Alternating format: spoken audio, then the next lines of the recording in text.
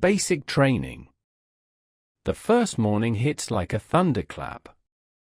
The barracks lights snap on at 4:30 a.m., and a drill sergeant's voice rips through the room like a rifle shot. Get up, ladies! You're in the army now. Men stumble from their bunks, half-dressed, eyes wide. Boots hit the floor in a storm of confusion. You learn fast that hesitation is a sin. The days blur together, running, shouting, crawling through mud that smells like rust and sweat. You learn to fold a blanket so tight it looks ironed. You learn how to stand at attention until your knees ache. You learn that in the army, nothing belongs to you anymore, not your name, not your time, not your thoughts. Your hair is gone, your civilian clothes boxed up and shipped home. All that's left is a green uniform and a number stitched above your heart. You look around the barracks and see 50 versions of the same man, young, tired, uncertain. There's camaraderie in the misery. Billy from Iowa keeps everyone laughing during long marches. A wiry kid from Boston named Carver can mimic every sergeant on base and somehow not get caught. At night, you lie in your bunk, too exhausted to move, listening to the low hum of conversation.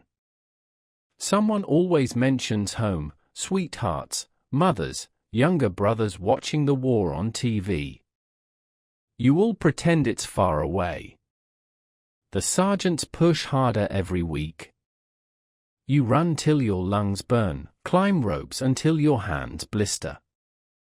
You dig foxholes, clean rifles, and crawl through barbed wire while machine guns fire over your head. The mud splashes into your eyes, your mouth, your soul. They scream at you until the fear burns out, replaced by something colder, discipline. Some nights, you sit on your bunk writing letters. Dear Mom, everything's fine. The food's not bad. Don't worry about me. You never mention the exhaustion or the fear.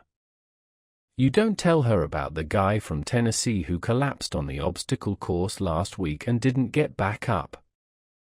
The army says he had a weak heart. Nobody says it out loud, but everyone wonders whose heart will be next. On Sundays, you get a few hours of rest. Some men play cards, some write letters, some just stare at the sky. You go to the chapel once, wooden pews, dust in the sunlight, a chaplain reading from the Book of Psalms. He says, though I walk through the valley of the shadow of death, and for the first time, it doesn't sound like poetry. 8 weeks pass. Your body changes before you notice, leaner, harder, a machine that runs on orders and instinct. You can strip and reassemble your M14 blindfolded. You know the weight of it by heart. You've stopped thinking about what it's for. When graduation day comes, you line up on the parade field, sun beating down on rows of identical uniforms. The sergeant walks the line, eyes sharp as bayonets. You've earned your place, he says, though no one's sure what that means. After the ceremony, a captain hands you your orders. The paper trembles in your fingers before you even open it. You hear the same whispers echo down the line, Germany, Korea, Fort Hood. Then you see yours. Vietnam. Your stomach drops.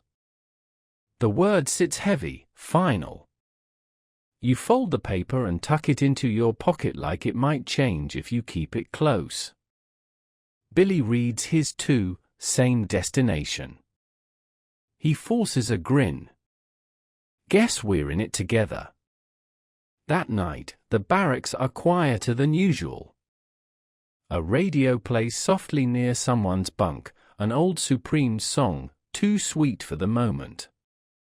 You lie there staring at the ceiling again, just like your first night, but now it feels different. You're stronger. You're trained. But you're no longer the same man who stepped off that bus. Tomorrow, you ship out. Tomorrow, the war becomes real.